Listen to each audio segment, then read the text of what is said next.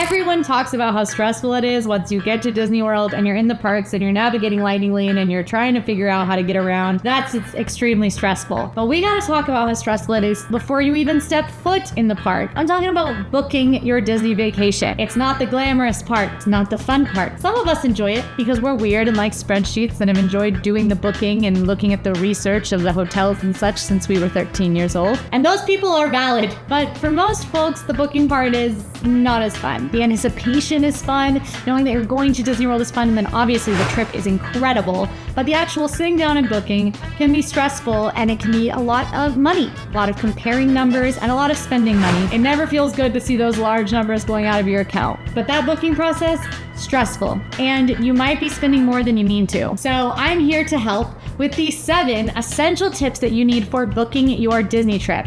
Watch this video before you book on anything. Don't book a ticket. Don't book a hotel. Don't book any of that stuff. Watch this video and then book those things.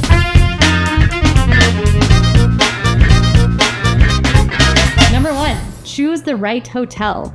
With over 25 official Disney resorts, choosing the hotel can be very difficult. And beyond that, there's even more options. There are the Good Neighbor hotels in the Disney Springs area and beyond. Maybe you're also going to Universal and you need to book a hotel over there. Maybe you want an Airbnb because you're coming with a really large group. There are a lot of options for staying in Orlando. A shocking number. They said, Disney, I like what you've got going on. And then everybody and their mother opened a resort. So I'm going to quickly break it all down, make it easy to understand what you're looking at when you're shopping for accommodations around Disney World. First, let's talk about the Disney hotels. There are 3 categories: value, moderate, and deluxe. The value hotels are budget friendly, they're perfect for families, and a couple of them even offer family suite options at Sleep 6, which is great. These rooms are going to be a little bit smaller, and the hotels themselves are going to have fewer amenities, but they're very budget conscious and they are still nice hotels. That said, they're not the most budget conscious.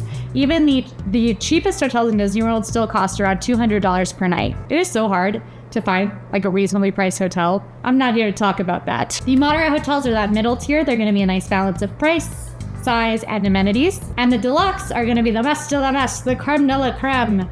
Bigger rooms, nicer amenities, nicer furnishings, more elaborate themes, more to do, more recreation, all of that. All of them have recreation. The deluxes are just going to have a lot more. It can be a lot. It's overwhelming. But the good news is I've stayed at every single hotel. I'm sorry, shameless plug. I stayed at all of them, many of them multiple times.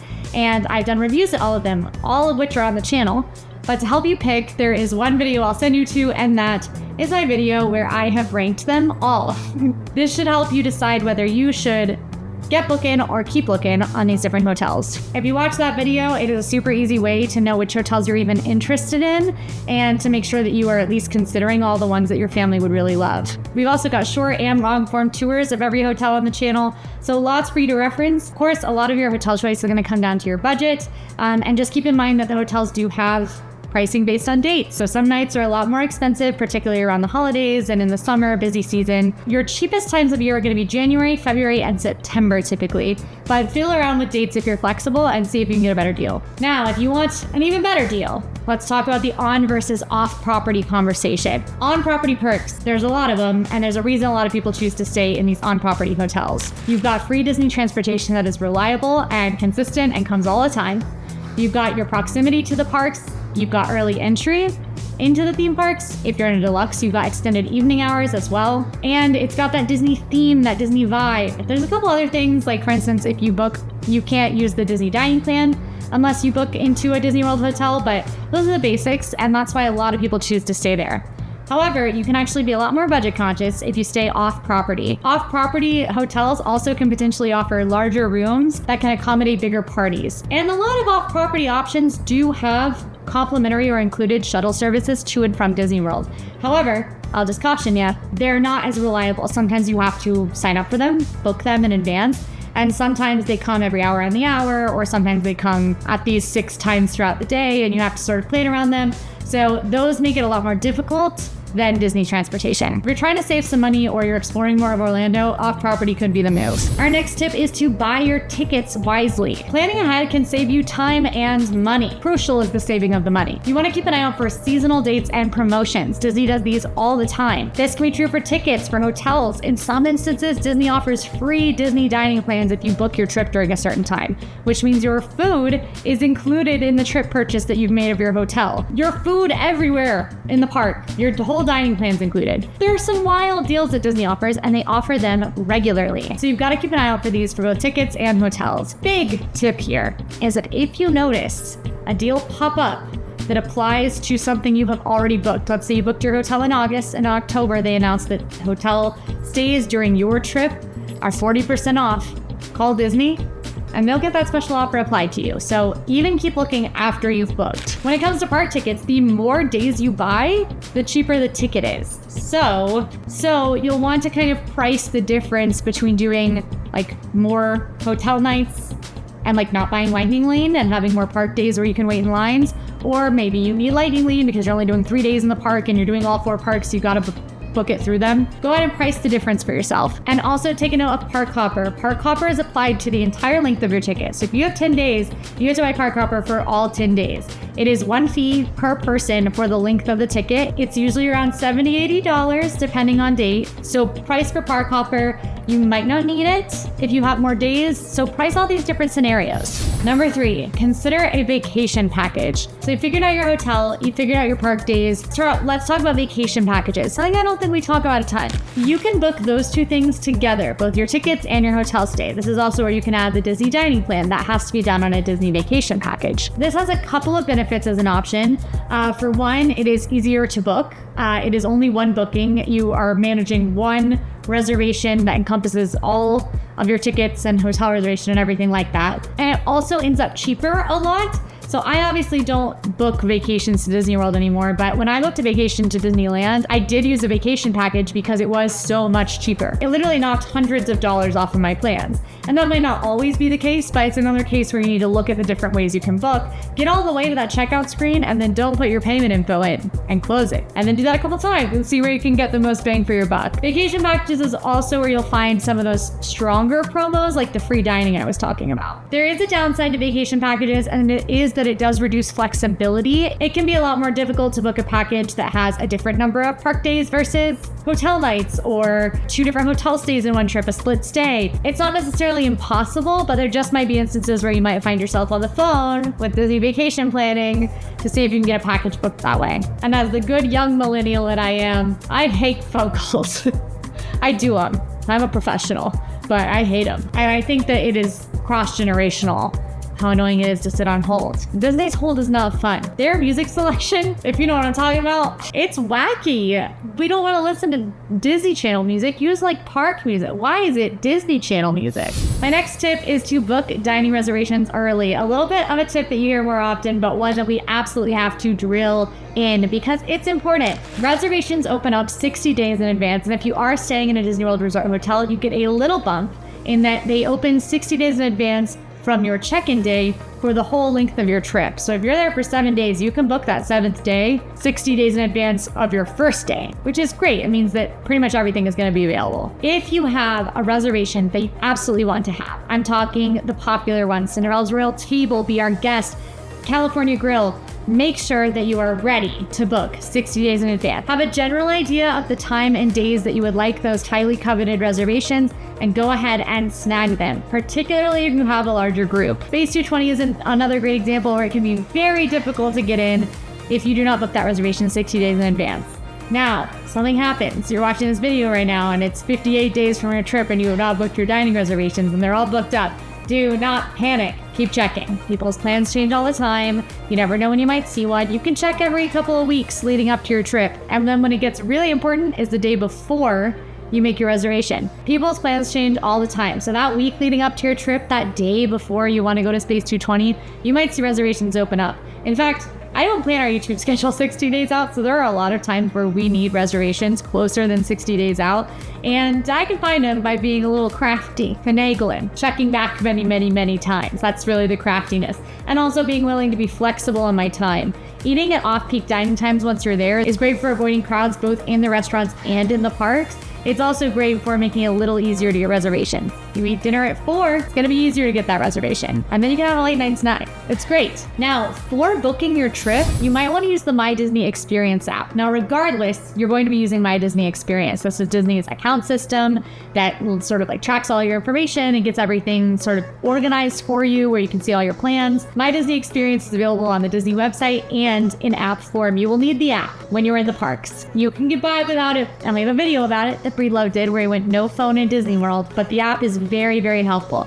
It is how you view wait times. It is how you view show times. It's how you mobile order. It's how you purchase and use Lightning Lane. You can do your hotel check-in there. You can plan and manage your trip. You can reorganize your dining reservations. You can access your photos. You can see park hours. You get push notifications if an attraction has gone down and it doesn't seem like it's going to be up for a while. It's the entertainment guide, so you can see what characters are going to be out. Very important to have this app when you're in the parks, even if just one person has it. But the best thing that you can do while booking is to go ahead and download the app and get comfortable using it. You can actually even use shortcuts in the app to do some of the booking process as we've talked about already. So this can be your first step if you want, and you can sort of, while exploring, look into booking and book as you go. Perhaps the most important tip I will give you this entire video is this one. Plan around crowds and the weather. Disney is a very different place depending on what time of year you go. And the three things that really changed Disney are the crowds, the weather, and events. My recommendation is to plan your trip to Disney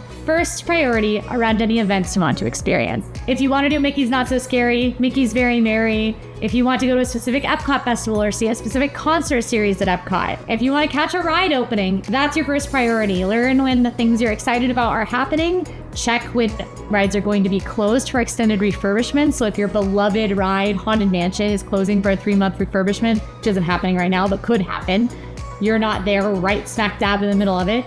Check that kind of thing. That's your first priority on picking date. Your second is to make your time once you're there and experiencing that thing easier. You cannot do this if you're booking around an event. You have to book around Halloween. You have to book around Christmas if you want those offerings. It is what it is. If you are not booking around an event, you should try to book for lower crowds and better weather. Most people don't do this, strangely enough, and that is because summer, worse weather, worse crowds, is also the easiest time for people to take off work and go to Disney because the kids are out of school. That said, if you can figure out another time to do it, another kid vacation, not spring break, but any other one, holiday weekends are busier in Disney World, but they're less busy than the summer in general. They're less busy than spring break. And if you really want to, pull your kids out of school for a couple days, and that's going to get you the best example of low crowds. Now, crowds in Disney have become harder and harder to predict over the past few years, pretty much since COVID. It used to be that there were very clear times of year that Disney was slow, and that's just no longer the case. That said, there are still times of year where the crowds are lower, and the weather is better, and that's particularly going to be in January and February, as I mentioned before, especially if you avoid that holiday weekend in February, even a little into the beginning of March before spring break kicks off. And then late August is slow these days because the weather's bad and the kids are back in school. And September, where the weather starts to get a little better and crowds are a little bit lower. Surefire way to get the lowest crowds possible at Disney World is to go to a park on a day that it closes early. So check park hours ahead of your trip. They're released about 3-ish months in advance, so you can't look that far, but keep an eye on them. And keep in mind that if you're looking at that September time period, that is also the time of year that we tend to get hurricanes in Orlando. Hurricanes are obviously a very stressful thing, especially if you're not used to them. In most cases, Orlando is far enough inland that the hurricanes are not that major by the time they hit Disney World. Typically, the most that happens is that the parks close for an afternoon and then reopen the next day with very minor hurricane damage, even in very severe storms. That said, it's something to be aware of. That kind of thing can be a huge inconvenience, so just know that's a risk you're taking if you're traveling that time of year. But even with unpredictable crowds, those times that I'm recommending are worth doing because guess what? They're cheaper. The predicted crowds are lower, which means Disney is pricing tickets lower. They're pricing hotels lower. They're pricing Lightning Lane lower. Everything is priced lower, even little stuff when you get to the park. There might be less demand for rideshare, which means cheaper ride shares. Fewer people means lower demand, means lower prices. So that is what you want to aim for, is when Disney has lowered those prices. You're going to have a better experience with the most gorgeous weather. Orlando has beautiful weather in the winter. It's amazing. And lower crowds and lower prices. By the time you add up all of the difference in those date-based prices from peak season to slow season, you could literally save $1,000, if not more. It's wild how much those rates fluctuate. I mean, some of these hotels, you can book them for like $400 something a night in off season, and then they're like $1,000 a night in the busy season or around the holidays. One thing I will say is that off season is getting smaller and smaller. When Disney's been changing prices lately, they have not been raising their cheapest rates. They have just been reducing the number of days that the cheapest rates are offered, but they're still there. chase them, or at least get the second cheapest rates. Now, I think a lot of first timers are watching this video, but whether you're a first timer or a veteran, these tips can help you, and so can something that my team and I have put together. We had a very hot debate about what the 10 best secrets of Disney World are, and we put them all together in a little guide. These secrets are tips and tricks like the ones in this video that will help you soak up all the magic when you're there, make the most of your vacation. I'm talking insider info. I'm talking I go to Disney World too much. I'm talking my feet hurt. And that's how I got these tips. If you want them, just scan this QR code or head to AllEars.net/10 best secrets of Disney World, which is also in the description. I'm not gonna make you type a URL, and you'll be able to download your guide and handle parks like a pro after you're done booking like a pro because you watch this video. You are such a pro. This was very responsible of you to watch this video. I probably would have just swung it if I were planning a Disney trip and didn't know anything and not saved money. I would have spent like extra money because I would have booked at the wrong time and not with the special offers. So you're a responsible person, and I think that that's good. My final tip number 7 is to budget for extras. Disney World trips are expensive. Those little extras are not. And what will happen is that you will spend all this money on a Disney World trip. You'll be going, it'll be wonderful. You either will A, have the attitude of I'm on vacation, I can spend whatever I want, or B, I spent so much money on this trip, we don't need every little snack, merch, or upgrade. Both are valid responses. My solution to both is to budget in advance for those little things. Save a little extra money on the side when it comes to planning your trip to be able to buy the snacks you want, the merch you want, the upgrades you want. What this does is it both limits you so that you're not shocked and awed and horrified by your credit card bill when you see it after your trip, but it also allows you a little bit of freedom to get the stuff that you really do want once you're there. Add it into the budget, whether you budget a couple $100s for it or a lot more, whatever you're thinking. Just make sure that's part of your plan for paying for the trip in advance. Treat those extras, treat paying for food in the parks like you treat paying for the hotel and the tickets and the plane tickets. Lets you be a little spontaneous without overspending. I have 2 gears, and they're those 2 gears. I can either spend so much because I'm like, whatever, or I can do nothing I love because I spend nothing at all. I'm in one of those 2 gears at all times, and budgeting would help me if I actually did it. If you made it this far, you found these tips helpful, please like the video, it helps us out a whole ton, and drop this secret code in the comments so that I know that you made it all the way and that you're seeing me still babble at you. Plus, don't forget to subscribe if you haven't already. Me and my team spend all week uploading tips, information, games, and more from Disney World and beyond. Why? Because we're serious about fun here. Thanks for watching. See you next time.